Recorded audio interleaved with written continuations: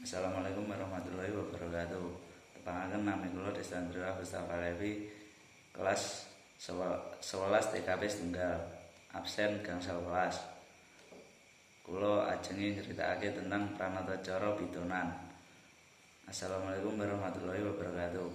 Para rawuh ingkang kinurmatan, kula minangka pranatacara badhe ngaturaken dalane upacara adat pitonan minangka wujud syukur dumateng Gusti Allah Subhanahu wa taala amargi sang bayi sampun ngancik yuswa 7 wulan.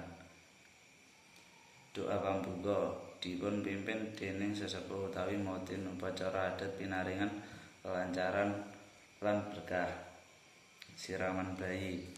Bayi dipun adusi mawi kembang setaman minangka pralambang kesucian lan ngilangake sifat Allah. Ganti busana bayi. Bayi anggene klambi anyar minangka pralambang wiwiti tahap urip anyar.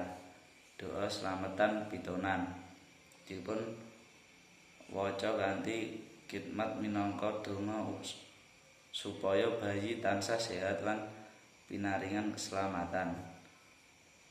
Penyajian tumpeng lan ubur rampe. Tumpeng minangka pralambang rasa syukur lan donga dumateng Gusti Allah Subhanahu wa taala.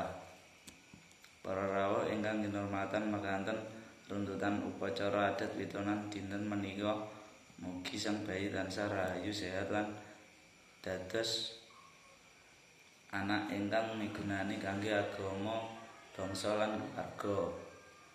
Matur nuwun dumateng panjenengan sedaya ingkang sampun rawuh lan nderek donga. Wassalamualaikum warahmatullahi wabarakatuh.